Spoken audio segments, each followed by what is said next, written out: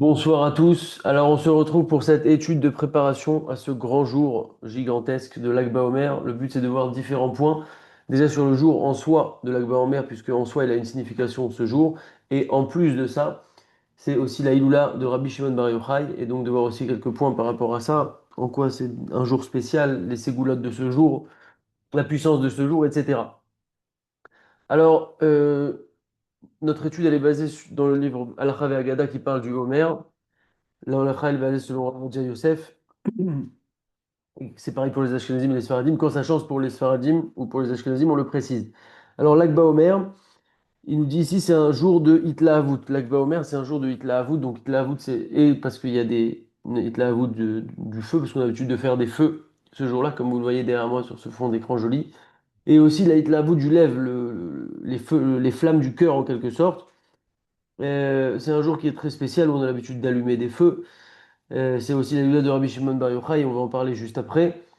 Maintenant, il faut savoir que dans la Torah Taniglé, c'est-à-dire dans la Torah dévoilée, il n'y a pas vraiment de considération par rapport à ce jour-là.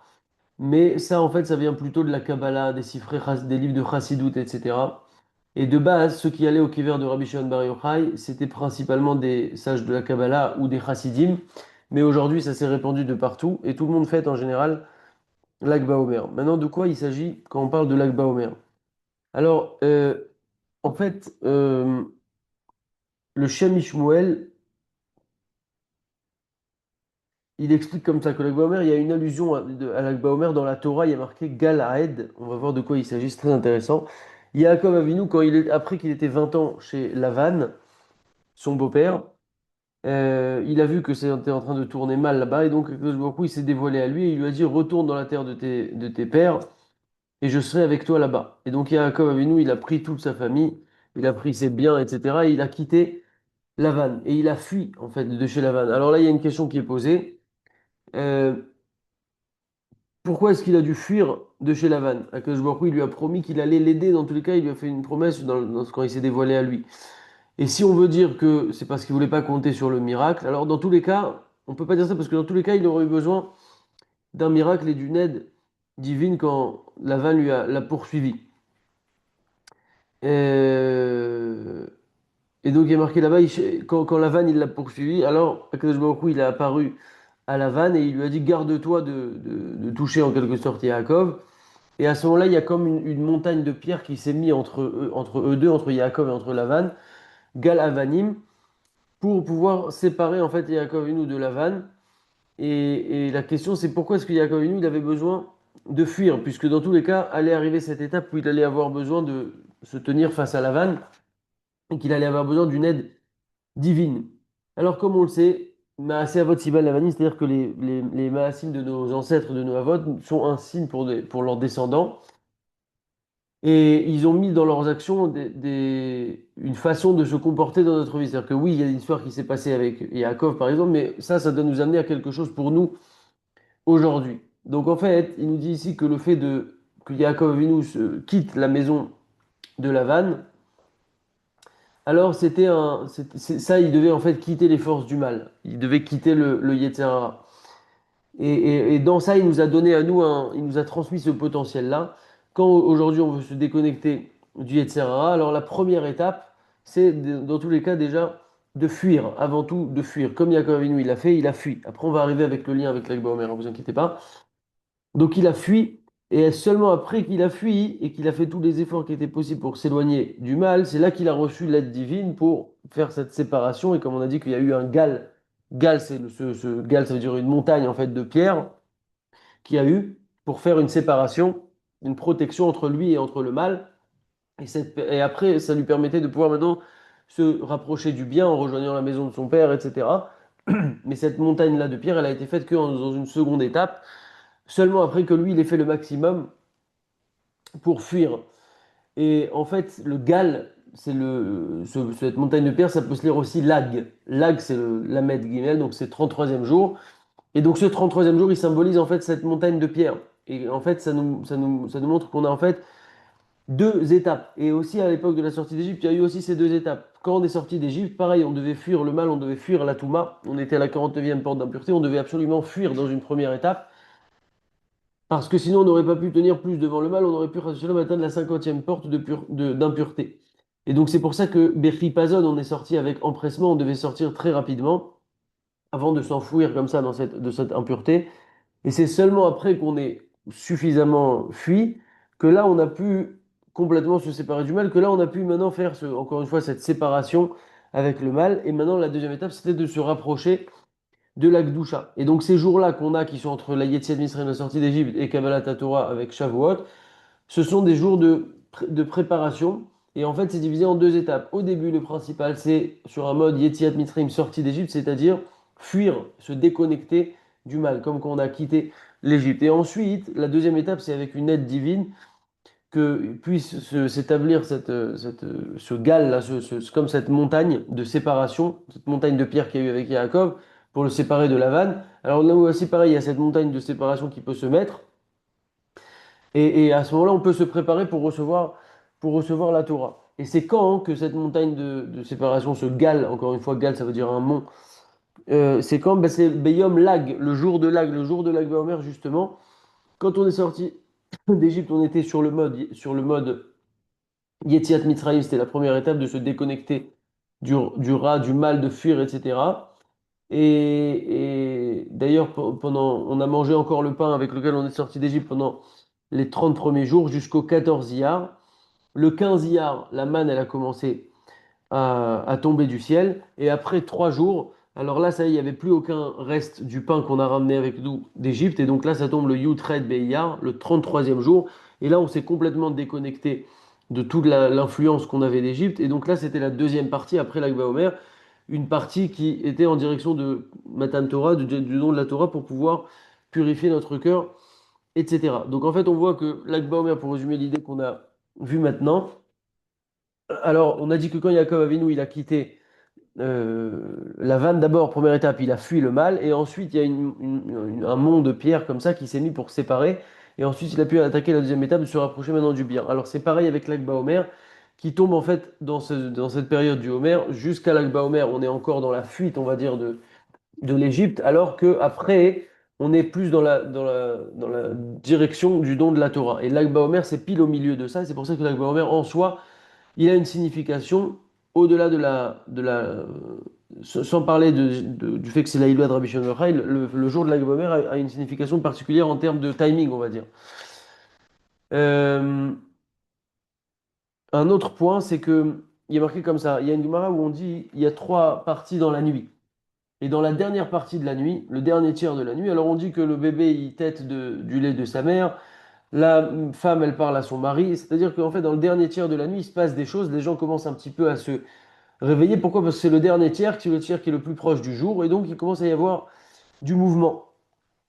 Alors il en est de même en fait dans le jour de la Sfirat Omer. Au début, Molchim Bechosher Aor Gadol.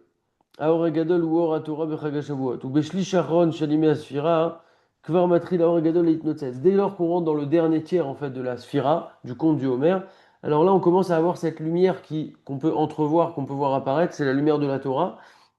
Et c'est quand ce dernier tiers? Et ben c'est justement à partir de l'Akba Omer qu'on rentre dans le dernier tiers de la période du Homer en direction de Matan Torah avec la lumière de la Torah, etc. Donc ça aussi c'est intéressant par rapport encore une fois à la date en soi de l'Akba Omer qui a une signification. Une seconde. Il y a aussi une image qui est donnée par rapport à le Kedushat Alevi, il nous dit comme ça, c'est de Rabbi Levi Yitzhak Berditchev, il dit qu'il y a l'image d'un enfant que son père il veut l'attirer pour étudier la Torah. Alors qu'est-ce qu'il fait? Au début, il lui donne des petits bonbons, des petits chocolats, etc. Et l'enfant, il est content d'avoir ça, donc il est intéressé à étudier. Mais après que maintenant, ça y est, il s'est habitué à ça, il est commencé à rentrer dans l'étude et dans sa beauté. Alors lui, maintenant, il aime de lui-même étudier. Alors il en est de même, en fait, quand on est sorti d'Égypte, c'est un peu ça l'image qui nous est donnée dans ce machal. Quand on est sorti d'Égypte, Akadosh Baruch Hu, il nous a fait plein de miracles, de prodiges, etc. Et l'objectif de ça, c'était qu'aider chez Yesh Eloka Baolam Venit Avel Lo Le'avdo. Qu'on sache qu'il y a un Dieu dans le monde et qu'on désire le servir. Parce que quand on voit des miracles, et ça marche aussi dans notre vie aujourd'hui, quand on voit des miracles, quand on voit quelque chose d'extrêmement puissant, synchronisé, on dit, waouh, c'est pas possible, la grandeur d'Hachem, comment il a fait ça à tel moment et pas avant, pas après, que j'ai appelé à ce moment-là. Tout ce qu'on voit, c'est des moments où on ressent un désir de servir à Kadosh Baruch Hu. Alors c'est pareil à la sortie d'Égypte, quand il y a eu tous ces miracles, ça a éveillé en nous le désir de servir à Kadosh Baruch Hu. Et tout ça, ça marche, donc ça s'étend pendant les deux premiers tiers de la Sfirat HaOmer. Que le principal de notre rapprochement d'Akadosh Baruch Hu, c'est encore, on est sous l'influence des miracles qu'on a eu de la sortie d'Égypte, etc. Par contre, à partir de l'Akba Omer, alors là, on switch et maintenant, on veut recevoir la Torah, en soi parce qu'on connaît la valeur de la Torah, on est attiré par la valeur de la Torah. Et donc, en fait, c'est à l'image de ce papa avec cet enfant qui, au début, il a besoin de lui donner des bonbons et des chocolats, mais après un moment, l'enfant, ça y est, il a découvert la beauté de la Torah.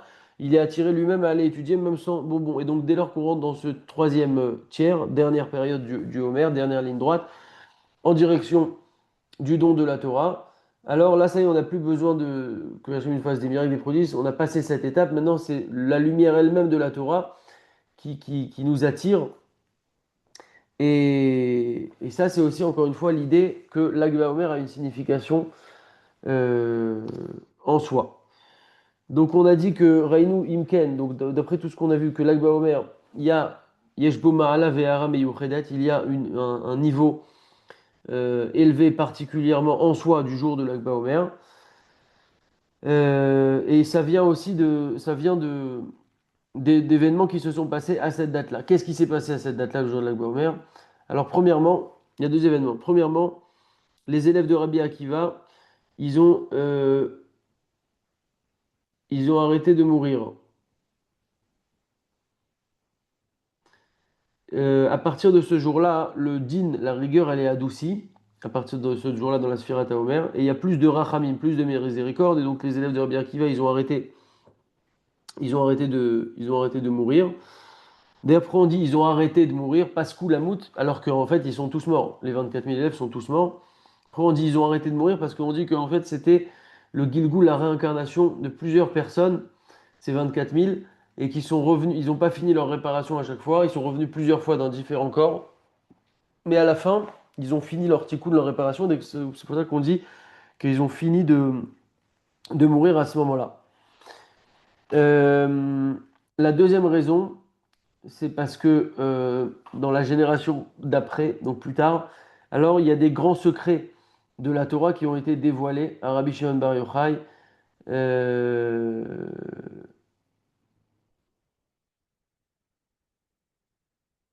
qui ont été dévoilés à Rabbi Shimon Bar Yochai, et donc c'est pour ça que le Lag BaOmer, c'est aussi un jour très important en soi. Donc on a dit qu'on a deux événements, les élèves de Rabbi Akiva qui ont arrêté de mourir, et Rabbi Shimon Bar Yochai qui a dévoilé une Torah particulière avec le Zohar, etc. Et donc, dans ce jour-là, il y a un éclairage de Torah particulier. Je traduis indirectement, vous avez compris, pour pas trop s'étendre. Et donc, c'est un jour qui est particulièrement propice pour être épargné de mauvaises choses, pour avoir aussi une réussite dans la Torah, dans l'étude de la Torah, et particulièrement dans la Torah orale, qui est la Torah de Rabbi Akiva, puisqu'on sait qu'après les 24 000 élèves, il a reformé 5 élèves et toute la Torah. Et Rabbi Shimon, d'ailleurs, fait partie de ces 5 élèves et toute la Torah, en fait, elle est renée à partir de ces 5 élèves-là. Et d'ailleurs, la Torah qu'on a jusqu'à aujourd'hui, bah, peut-être qu'on l'aurait pas, on n'aurait peut-être pas ce niveau de Torah. Enfin, c'est sûr, même si on n'avait pas eu ces 5 élèves-là qui ont redynamisé toute la Torah. Et donc, c'est pour ça que ce jour-là, en fait, il a une signification, encore une fois, particulière. Également, on sait que c'est... seconde.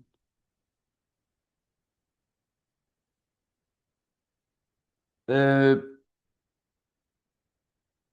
on sait que c'est aussi la Yula de Rabbi Shimon Bar Yochai. On va dire quelques points par rapport à ça. Donc, on a l'habitude de multiplier la joie en l'honneur du jour de l'Akba Omer, puisque c'est le jour de la Yom de Rabbi Shimon Bar Yochai. Et c'est bien aussi d'étudier ce jour-là toutes les merveilles de Rabbi Shimon Bar Yochai, beaucoup d'histoires aussi qui sont passées avec Rabbi Shimon Bar Yochai. Il y a un sefer qui s'appelle Minchat Eleazar, on ramène une Gemara là-bas dans Masechet Brachot, où il y a marqué Igra Debe Ilula Mile. Ça veut dire, c'est en araméen, Igra, c'est le salaire en quelque sorte, la récompense, Debe Ilula d'une Ilula donc la date d'anniversaire de mort d'un tzaddik. Millet, c'est les enseignements en fait du tzaddik. Il explique comme ça, Rabbi Chaim Vital, que dans une Iloula d'un tzaddik, En ha'esek im betorat ou marasim tovim asher chidesh hu. Notre objectif principal, ça doit être de s'occuper des actions qu'il a fait le tzaddik, de la Torah qu'il a rapporté le tzaddik, ce qu'il a enseigné ce tzaddik, etc. Ça doit être, ça c'est le salaire du Niloula, ça c'est le principal, en fait, le but du Niloula, c'est de s'intéresser à qu'est-ce qu'il a fait le tzaddik. Mais on dit aussi que le jour du Niloula, alors le tzaddik, dès lors qu'il meurt, il donne en fait toutes les caractéristiques qu'il avait, sur lesquelles il a travaillé, etc. Elles sont données en fait dans le monde et chacun peut venir prendre une part à ça. Et ça, je crois que ça, c'est quelque chose qui s'éveille chaque année. À la date de l'Aïloula, on peut attraper comme ça les midotes et les caractéristiques du tzaddik. Aussi, on dit que pourquoi on fait tellement de bruit autour de l'Aïloula de Rabbi Shimon Bar Yochai. D'ailleurs, c'est la Iloula, je crois, qui est la plus célébrée dans le monde et elle a la particularité d'être célébrée par toutes les tendances. C'est-à-dire que c'est des Chassidim, des Marocains, des Algériens, des Tunisiens, des Chabad, des Breslev. Tout le monde, en fait, fête Rabbi Shimon Bar Yochai. Et il y a une raison que on pourrait se demander pourquoi on fait pas la, la Iloula de Rabbi Akiva qui était son maître. Pourquoi on devrait non, faire un truc encore plus grand? Une des raisons que j'ai vues, c'est que Rabbi Akiva, il est mort en martyr, comme on le sait, par les Romains. Et donc, ça serait malvenu de fêter quelque chose de très grand ce jour-là, parce qu'il est quand même mort en martyr, ce qui n'est pas le cas de Rabbi Shimon Bar Yochai. Donc, le jour de la de Rabbi Shimon Bar Yochai, on a le droit de faire de la musique. Et d'ailleurs, à partir de là, on pourra refaire de la musique, puisque c'était lié à des raisons de deuil par rapport aux 24 000 élèves. Mais comme ils ont arrêté de mourir ce jour-là, donc on reprend les différentes coutumes. Donc, il y a des choses en fonction des jours, par exemple, qu'on va se raser que le lendemain, à partir du 34e jour, etc. Mais en tout cas, c'est le moment où à partir duquel des choses vont changer pour pouvoir annuler toutes les choses qu'on faisait de deuil par rapport à la période du Homer. Ça s'arrête à ce moment-là. Il y en a qui ont l'habitude aussi d'aller sur les kivrés de Sadikim et de prier Hachem sur toutes les choses. C'est un jour particulier. Euh, Donc il y en a qui ont l'habitude d'aller à Méron sur le kivré de Rabbi Shimon Bar Yochai et de Rabbi Eliezer, son fils, qui sont enterrés à Méron. Bon, cette année c'est un petit peu compliqué, mais en tout cas, on sait que dans plein d'endroits où il y a des tzadikim, en fait, les gens vont prier le tzadik, même s'ils ne sont pas directement Rabbi Shimon Bar Yochai. Il y a quelque chose de spécial ce jour-là d'aller pèleriner. D'ailleurs, j'informe, pour ceux qui ne le savent pas peut-être, que ceux qui habitent à Paris, vous avez la possibilité de pèleriner un tzadik qui s'appelle Rav David Steinzem, qui est enterré au cimetière du Père-Lachaise. C'était le grand rabbin de France il y a à peu près 300 ans. Je crois que c'est le premier grand rabbin de France d'ailleurs. Il avait été Il avait fait des très grandes choses avec Napoléon, il avait vraiment surpris Napoléon sur pas mal de choses. D'ailleurs, Torah Box, ils ont fait une vidéo sur lui il n'y a pas longtemps. Et Rav Citruc, il avait l'habitude d'aller sur son kever dans les Aseret Yemei Teshuvah, soit avant Kippour, soit avant Shana. Il allait lui-même chaque année là-bas, donc c'est un grand sadique. Donc ceux qui veulent pèleriner un sadique à Paris, vous en avez la possibilité. Alors il n'y en a peut-être pas beaucoup, mais il y a déjà celui-là, et c'est quelqu'un de très grand. Euh, euh, donc ça, c'est par rapport au jour de l'Akba Omer. Pour terminer quelques éléments.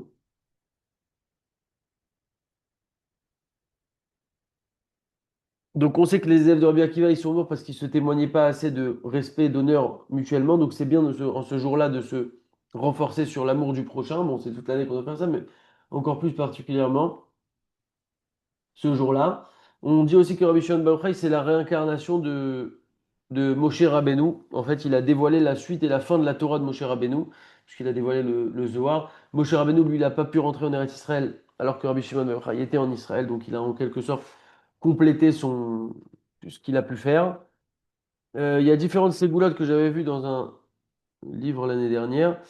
Ce jour-là de l'Akba Omer, et on termine avec ces points, Bezrat Hashem, il est particulièrement propice aux tfilotes. Dans le livre Siftet Tzadik, il y a écrit là-bas, ou bien chez Rabbi Shimon Bar Yochai, Amar Bechavi, il a dit comme ça de son vivant Rabbi Shimon Bar Yochai, Yecholni liftor et kol haolam kulo min hadin. Je peux exempter tout le monde entier du din.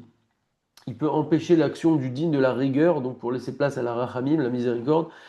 Car Omer Bashamayim Middeshana Beyom Tirato, et donc chaque année, le jour de sa Iloula, il y a en fait il y a une possibilité d'annuler la rigueur, le din, et donc aussi donc, de se faire expier nos fautes, et que notre filote soit acceptée. Puisque quand la mesure de rigueur n'agit pas, ou n'agit plus, ou agit peu, ou agit moins, alors ça laisse place à la rachamim et donc ça permet de l'acceptation des prières beaucoup plus facilement.